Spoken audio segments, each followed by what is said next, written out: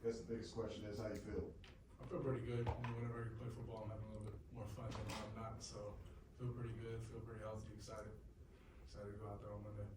From what you've seen on film, I guess what stands out about their quarterback, Gio Lopez? Lefty, so that always changes things, blue hashes and typical things that most quarterbacks would play right-handed.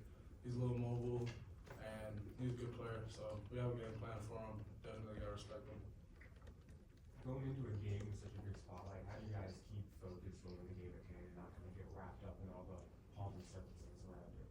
I always tell people, I feel like up until the game, you feel the crowd and everything, but I always feel once I step on that, it's like once we step across that line, it's just us 11. So that's how we attack the preparation too. Just make sure that we focus on what we can do because we know if we go out there and execute, we'll like the results. So all that is added energy.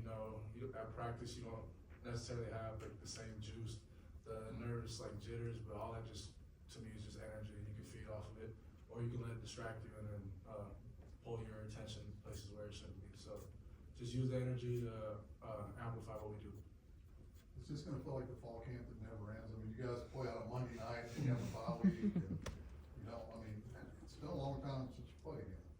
Yeah, it's been a long off season, working through things, and then just just OTAs, how it's changed in college football. It's a lot different from my freshman year to now. Was how summer looks and even winter. So it's been a lot of football, which I feel like just means a lot of preparation. And like you said, with the bye week, we gotta go handle our business on Monday. A bye week, it's giving us a lot of time that we don't necessarily usually have before a season to really sharpen our skills and tighten up our techniques and things like that. A lot of practice. The practice time gets smaller and smaller as the year goes, just because you get wear and tear. So it's a blessing to be able to get as much time as we are right now. The defense closed the year really strong at the end of the last season. What are some ways the defense will continue to grow through the spring and through fall camp? Definitely, I definitely felt like we played better towards the end of last year, and just coming out of that bye week before Utah, I think, and then that stretch is where we saw noticeable change.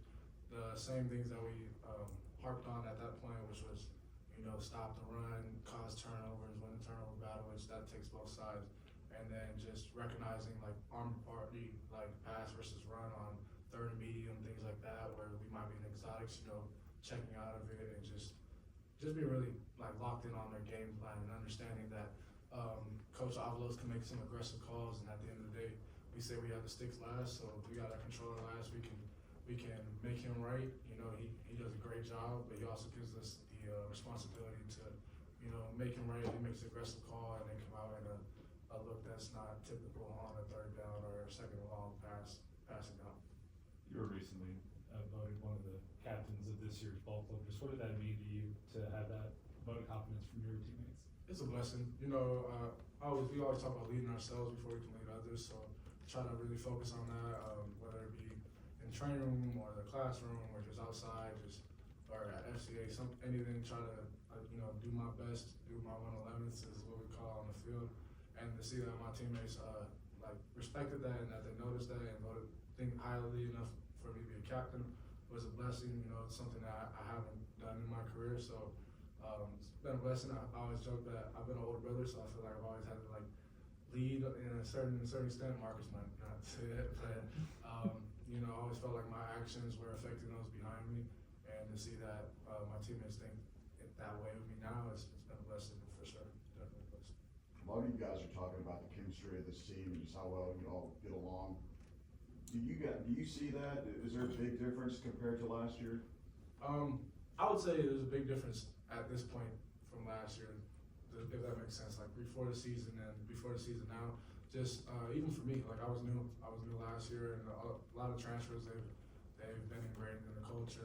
I see them hanging out. We go watch movies. We go do things like that, which aren't necessarily football related. But I always feel like if you trust somebody off the field, you'll trust them even more on the field, just to see how they act, see how they carry themselves. There's the saying that how you do anything is how you do everything, or how you do anything is how you do everything, and just seeing that. I'm really tired with the guys, seeing all the rooms, all the rooms, obviously we're a collective, but you can see the DBs, they hang out all the time and they're locked in, and when you can just have conversation and understand that your brother genuinely wants the best for you, it allows you to solve conflict, and you know, it's a up and down game, there's gonna be swings and flows, ebbs and flows, so just being able to talk and trust the people around you is awesome.